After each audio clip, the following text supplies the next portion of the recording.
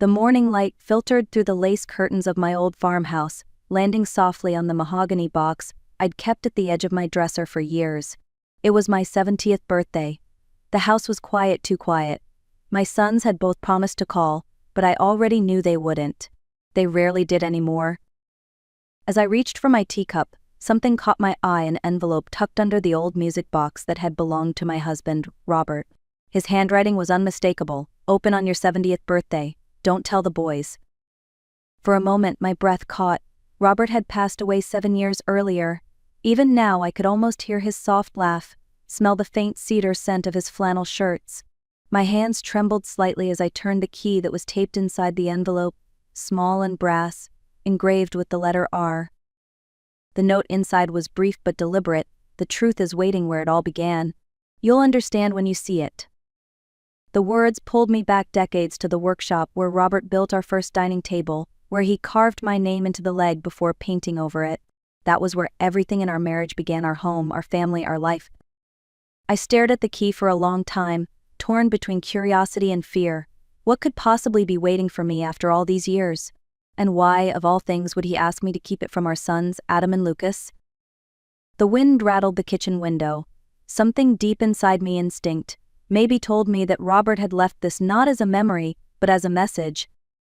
So I took my coat, wrapped the note in a napkin, and whispered to the empty room, "All right, Robert. Let's see what you've left me this time." Then I walked toward the old workshop at the edge of the property, heart pounding like it hadn't in years. The workshop door groaned when I pushed it open, releasing a faint scent of varnish, sawdust, and time. The space hadn't changed much since Robert's last project. His tools were still lined neatly on the pegboard, their outlines faded behind them like ghosts.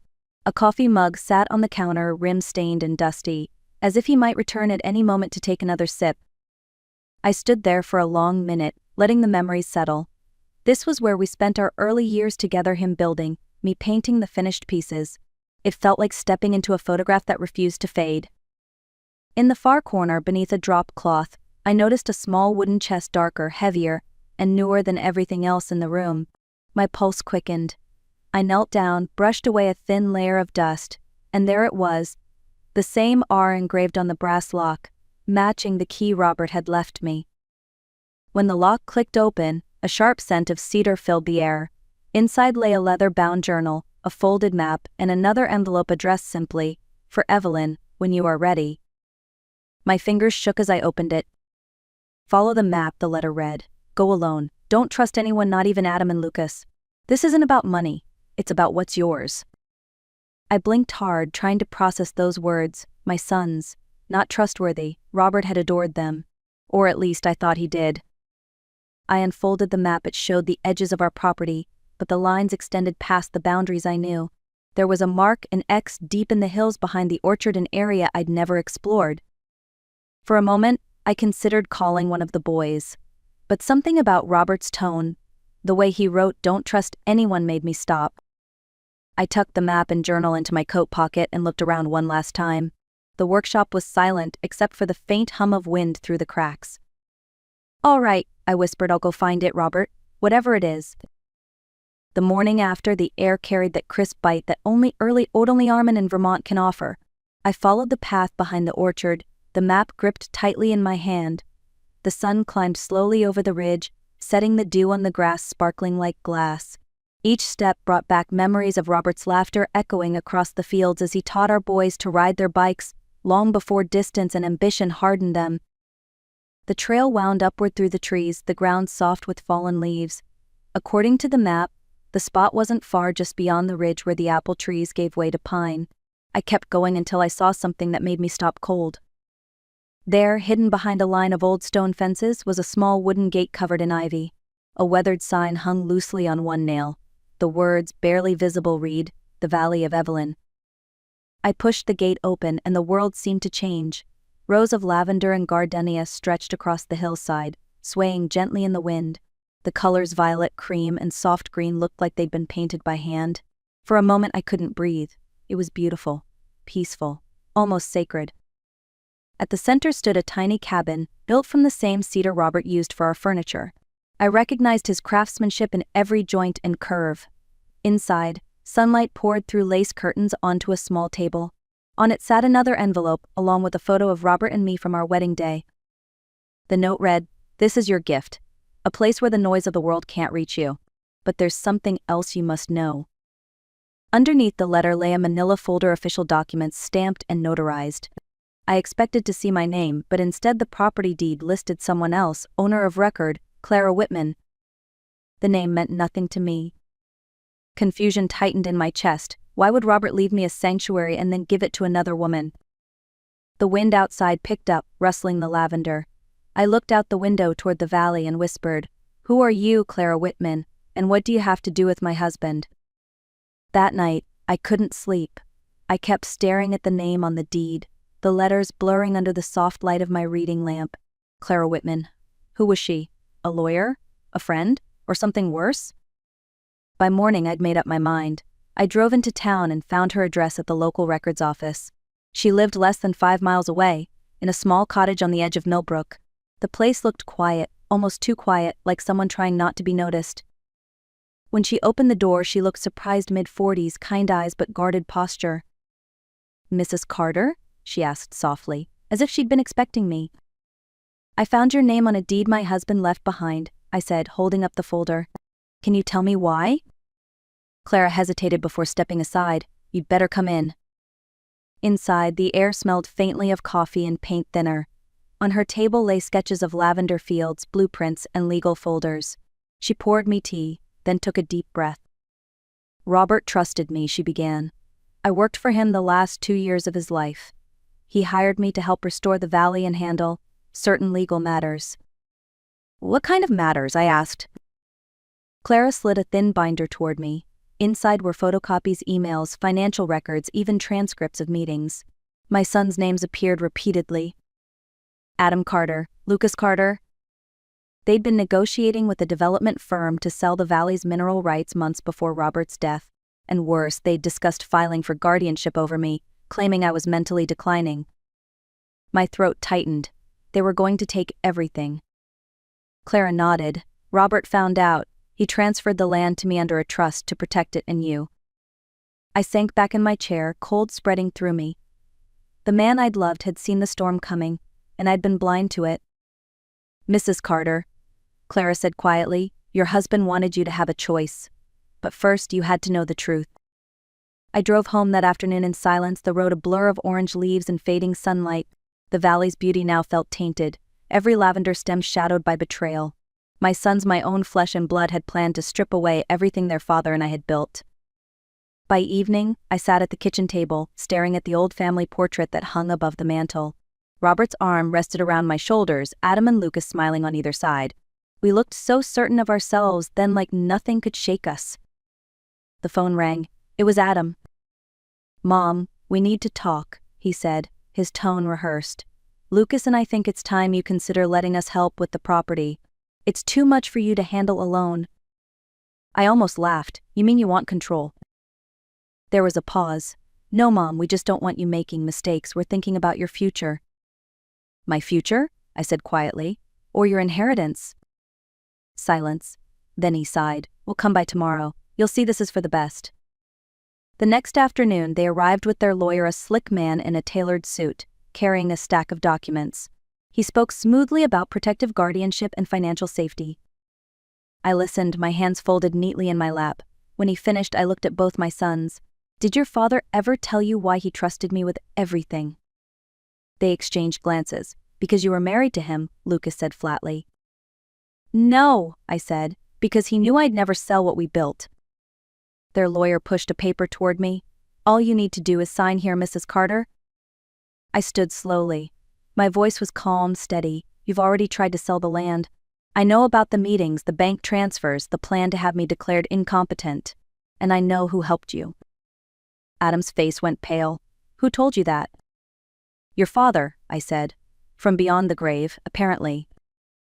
No one spoke. The air felt heavy, like before a storm. Finally, I slid the papers back across the table. "You've both made your choices. Now it's my turn." I walked out, leaving them speechless in their father's house. That evening, Clara arrived at my house holding a small USB drive. and a look that told me whatever was on it would change everything. She set it down on the kitchen table, next to the half-finished cup of tea I hadn't touched since morning. "Robert told me to give this to you if things ever went wrong," she said quietly. "He wanted you to see the truth for yourself." I hesitated. My hands felt cold against the metal. When I plugged it into my laptop, a single video file appeared dated 2 months before Robert's death. I clicked play. There he was. My husband, sitting in his workshop, face older, eyes tired but steady. "If you're watching this, Evelyn," he began, then I didn't get the chance to explain everything. His voice cracked slightly. "Before I met you, I wasn't just Robert Carter. I was someone else, part of a federal witness protection program. Back in the 70s, I testified against a smuggling ring that funneled weapons through private land. When it fell apart, they buried the evidence literally. Some of it ended up under the property we bought." I sat frozen. "The valley you found," he continued, "isn't just a garden. Beneath it lies a sealed vault containing documents and hardware from that case. If unearthed, it could implicate people still alive. That's why I built the trust, to keep the land safe, out of reach of anyone who might sell it, including our sons." He swallowed hard. "I love them, Evelyn, but they're ambitious, too trusting of strangers. You must protect the valley, and if the wrong people come for it, go to Father Martin. He knows everything." The video ended abruptly, leaving a hollow silence. I stared at the dark screen, my reflection pale in the glass. The valley wasn't just a symbol of love. It was a secret Robert had carried for decades, one that could still destroy lives. When I finally spoke, my voice came out in a whisper. "You didn't build a garden, Robert. You built a shield." Outside, thunder rolled in the distance. The storm had only just begun. The next morning, rain poured over Millbrook, blurring the edges of the hills into gray watercolor. I drove to St. Matthew's Church, the only place Robert ever truly called sacred. The wooden doors creaked as I pushed them open, and the smell of wax and cedar filled the air. Father Martin stood near the altar, polishing the chalice. When he saw me, his expression softened, like he'd been waiting for this moment. "Evelyn," he said gently, "I was wondering when you'd come." I told him everything: the key, the valley, the video. He listened in silence, eyes steady but full of knowing. When I finished, he nodded and walked toward the confessional booth. From behind a loose panel, he pulled out a thick brown envelope sealed with wax. "Robert left this here a week before he passed," Father Martin said. "He told me it might save you one day." Inside were certified copies of government records, Robert's real name, his witness testimony, and sealed FBI documents confirming every word from the video. There was even a letter addressed to me, in Robert's hand. "If anyone ever questions your sanity, show them this. The truth will protect you as long as faith does." Before I could respond, the sound of tires skidding outside made me turn. Through the stained glass window, I saw Adam and Lucas stepping out of a black SUV, their lawyer following close behind with a briefcase. "They're here," I whispered. Father Martin gave a small nod. "Then it's time." When they entered the church, ready to confront me again, the father didn't say a word. He simply turned on the old projector in the corner and Robert's face appeared on the wall, speaking the same truth I'd seen the night before. The silence that followed was absolute. The storm raged outside, but inside that church, only one sound remained: the quiet collapse of certainty in my sons' hearts. The video ended, and for a long moment no one moved. The rain hammered against the stained glass windows, casting fractured colors across the floor. Adam's face had gone pale. Lucas stared at the flickering image of his father as if trying to find a lie somewhere inside it. But there was none. Their lawyer broke the silence first, clearing his throat nervously. "Mrs. Carter, this is highly irregular. These are old documents, none of this." Father Martin cut him off, his voice calm but firm. "These documents are verified. I've already contacted the local field office. The FBI is on their way." At that, Adam's composure cracked. "Mom, we didn't know, we thought the land was valuable. We didn't know what was buried there." "I didn't know," I repeated softly, "but you were willing to have me declared incompetent to get it." Lucas stepped forward, eyes glistening. "We were scared. You were alone. We thought someone would take advantage of you." I looked at them both, their suits, their worried faces, their guilt that came too late. "Someone did," I said. "It just wasn't me." Outside, 2 black SUVs pulled up.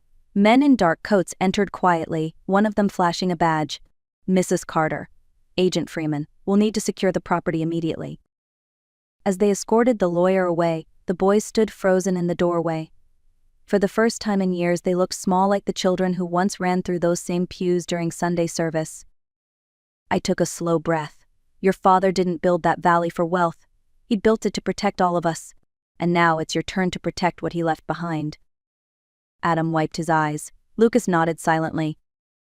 That was the first time in months they didn't argue back. For once, they listened.